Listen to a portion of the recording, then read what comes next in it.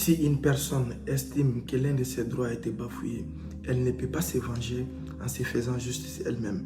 C'est à l'État qu'il revient de régler les différends qui séparent les individus afin de faire régner l'ordre dans la société. Aujourd'hui, nous allons parler de l'impact de la cybercriminalité face à la liberté d'expression qui prend de plus en plus d'ampleur au Mali. La liberté d'expression et la cybercriminalité, derrière ces mots, il y a toujours une réalité inquiétante parce qu'elle restreint et menace la liberté de presse et d'expression sur les réseaux sociaux. Aujourd'hui, Internet permet à chacun de partager ses idées et d'exprimer librement. Mais cette liberté peut aussi être utilisée pour commettre des actes de cybercriminalité. La cybercriminalité, qu'on appelle la loi du 5 décembre 2019, dans son article 20 et 21, punissent les menaces et les insultes faites par le biais des systèmes d'information qui se manifestent soit par WhatsApp, TikTok, Facebook, LinkedIn et consorts.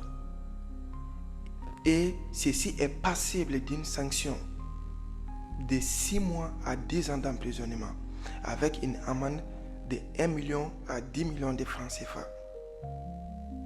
Et dans son article 55 et 56, condamne toutes les imprimés, tout écrit, photographie ou film, bref, tout objet ou image contraire aux bonnes mœurs. Les sanctions correspondantes vont de 6 mois à 7 ans, avec une amende de 1 million à 10 millions de francs CFA. Cette loi sur la cybercriminalité au Mali menace la liberté d'expression et de presse, car elle n'explique pas clairement les propos qui relèvent à ces sanctions. Elle comporte des dispositifs trop vagues. Si la justice ne signifie pas l'égalité absolue, l'égalité permet et parfois exige un traitement différent pour rétablir l'équité. Traiter tout le monde pareil ne garantit pas toujours la justice. Dans un État démocratique, tout le monde a le plein droit d'exprimer ses opinions par tous les moyens qu'elle possède au sein d'une société. Ces droits comprennent la liberté d'expression, d'opinion et de presse. Alors, les individus se sentent plus en sécurité et respectés s'ils sont capables d'exprimer ce qu'ils pensent. Dans une démocratie, un débat libre et sûr entre les partis politiques relève de leurs forces et de leurs faiblesses. La Constitution malienne de 1992 garantit dans son article 4, 5 et 6 la liberté d'expression, d'opinion et de presse.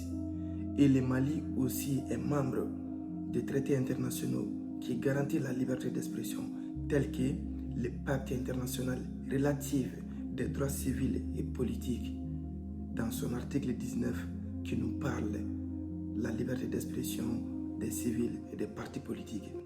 Et aussi la Charte africaine des droits de l'homme et des peuples, dans son article 29 qui garantit la liberté d'expression dont le Mali est membre.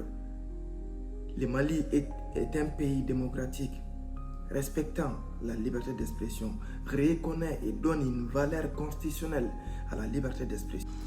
La liberté d'expression, elle est reconnue, c'est vrai, mais elle est limitée aussi, ce qui veut dire que vous n'avez pas le droit de dire tout ce que vous voulez. Tout ce qui est interdit n'est pas permis, n'est-ce pas? Alors aussi d'autres propos de la liberté d'expression qui sont qualifiés d'infractions pénales. Appel public à la déstabilisation ou à la révolution sur le gouvernement.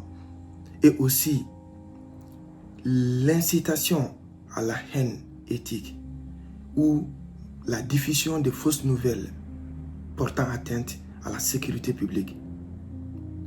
Ceci est qualifié d'infraction et non pas une opinion en soi.